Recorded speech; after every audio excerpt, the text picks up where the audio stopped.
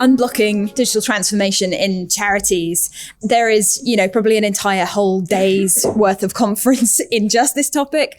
John alluded to some of the critical stuff about it and how the kind of wider changes in society that are always happening, but it feels like the last 5 years has been particularly a roller coaster, are really, really exacerbating the need for change in charities. And I suspect that everybody who's come here today is here because you're already feeling that sense of change. You're already probably some of the change makers.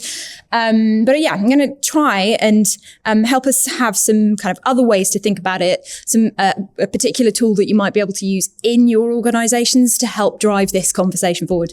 So this is me. I don't know why I put a picture of my face. My actual face is here. So at the moment I work as a transformation consultant. What does that mean? It means I help nonprofits, particularly charities, because that's my passion, to affect change across these wonderful circles that Brani drew. So I'm here as myself as a transformation consultant, but as John also mentioned earlier, I'm here along with Ross and with Brani as part of the Charity Change Collective. So we're a group of consultants and some of the non-profit focused agencies in the UK trying to work together to solve things rather than just doing our own kind of thing with our own clients and organizations. We want to pool our expertise to try and help more. And we're all very happy to talk more about how that's working, the things that you might be able to get involved with us in that too. I'm also bringing, I guess, some of my experience trying to deliver change in-house. So I'm a consultant now, but I was previously director of digital transformation and comms that ultimately got shortened to digital, just to transformation at Parkinson's UK. I was also interim director of services at Blood Cancer UK, and I spent 7 years as a trustee for Young Minds. So those are quite large organizations. I've done a lot of work with smaller charities too, but I'm going to share some of my experiences in-house as well, because I think it's certainly taught me the difference between what does genuinely unblock digital transformation and what doesn't. So this is, I think, all of the Charity Change Collective. I'm slightly worried that I might have left someone out. But yeah, we're all people who come from different angles. So Eleanor there, she really focuses on how organizations can adapt and adopt more agile ways of working. Gemma runs a design and build agency. So we bring quite a mix of skills across the digital transformation space. But what brings us together is that we really, really, truly believe that charities must adapt to thrive. And there is same diagram, but in actually a slightly different order. So people, culture, skills, training, those things that Brani mentioned, in combination with processes, so those ways of working and ways of planning, alongside the systems and the data and the tools. So yeah, holistic change across all these three. And I think Brani already made this point very elegantly earlier. Change starts by understanding where the problems are. And I'm going to give you a tool shortly. So I'm going to talk a bit and then I'm going to hand over to you to have a go at exploring this in your own organizations. And we as a kind of charity change collective have tried to, live and breathe what we preach to our clients and take a design thinking, a kind of design research approach to understanding what the current barriers to digital transformation are in charities. And that has meant going and doing a bunch of research with different organizations of all levels. So people who are, the one single person responsible for digital alongside other stuff in their roles, as well as chief execs of charities and everyone in between, to kind of hear from them rather than just bring our own assumptions about it. But before I show you some of the things we heard, have people got pens and paper? Grab a pen, bit of paper.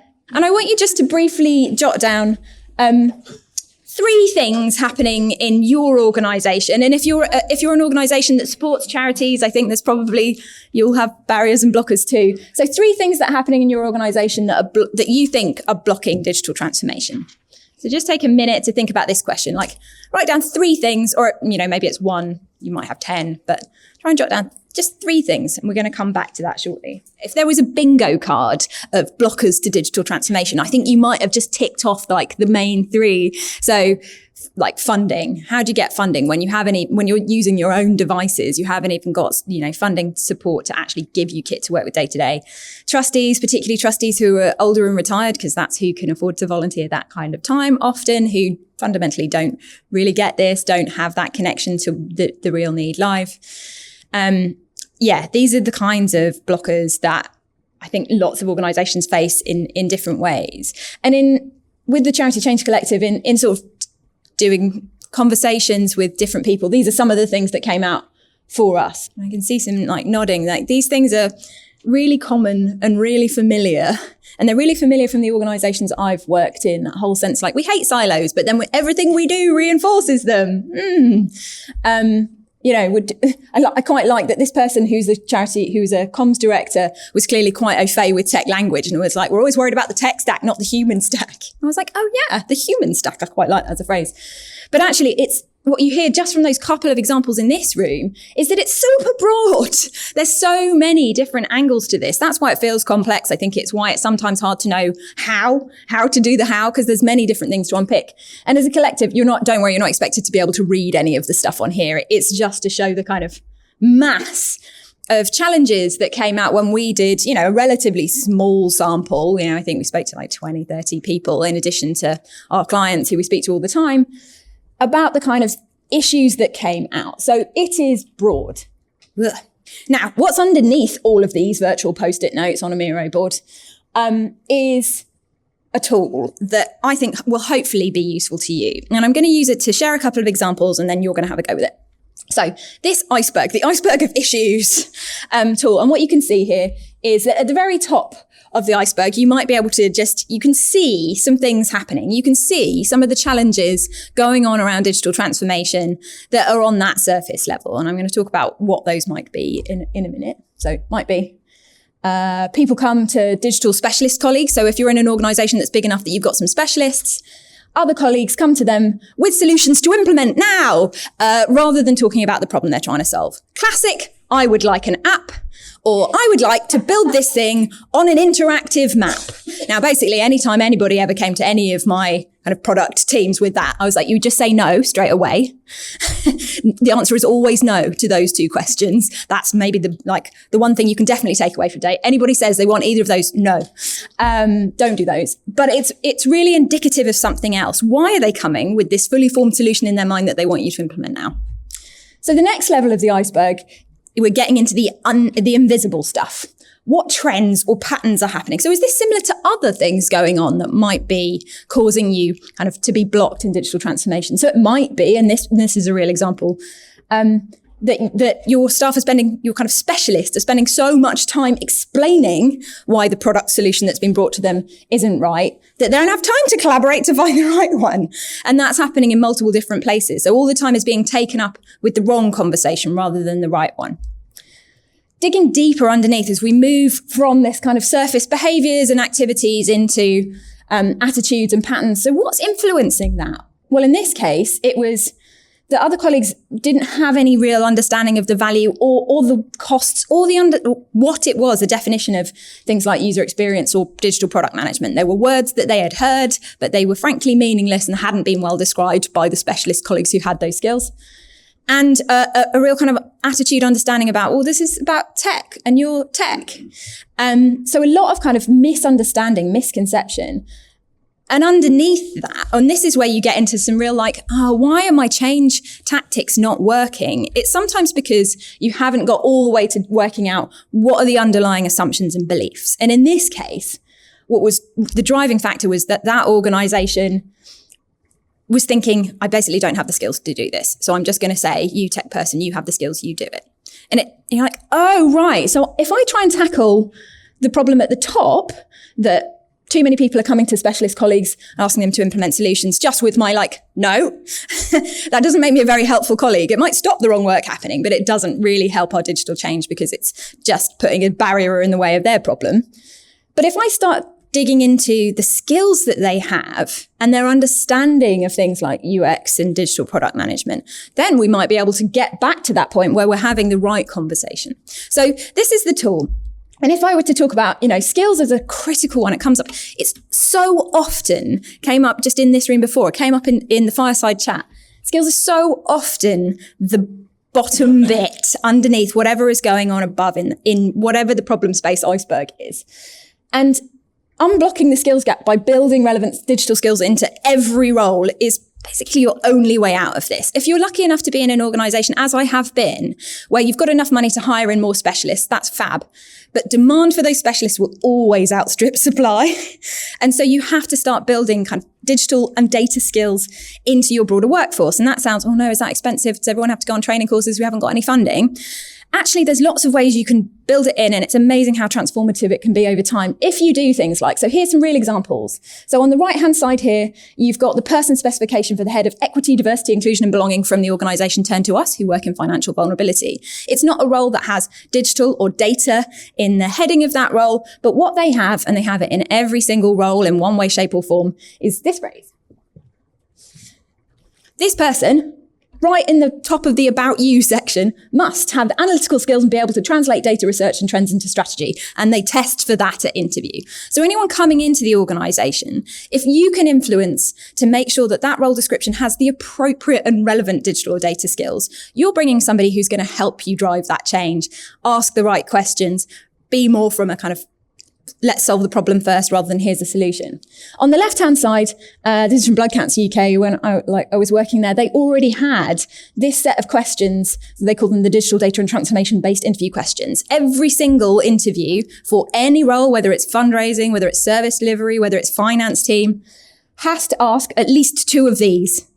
So, and you pick the ones that are most relevant for the roles. Every single person coming in is being asked about their capability in this space. It's amazing how quickly it turns things around.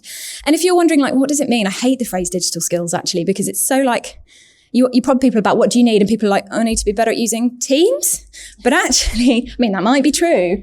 But this is the stuff. So you might need specialist skills that you can't just whip up overnight.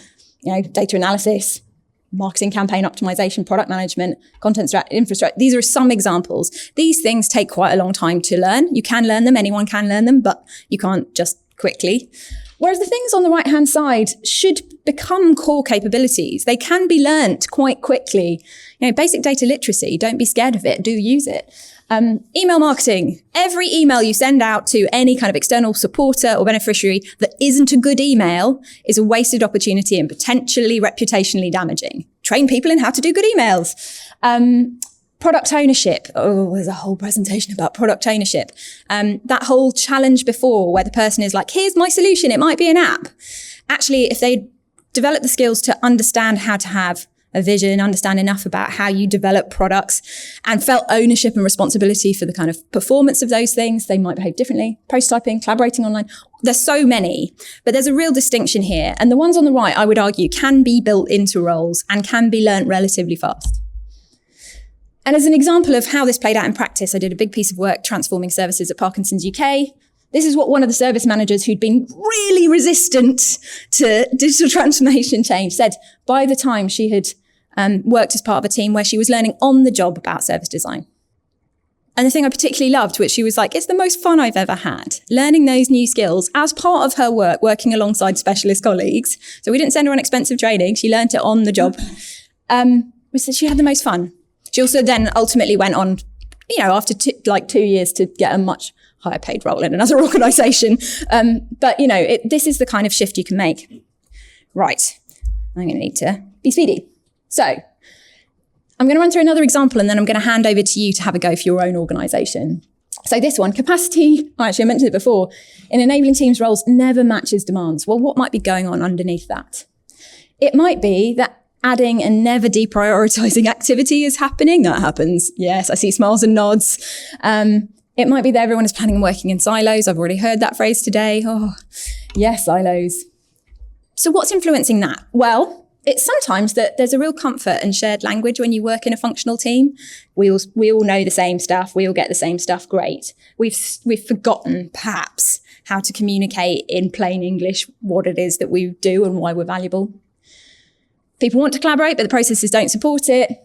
And that goals and KPIs are set in department and they're not set across the organization. And that is a killer.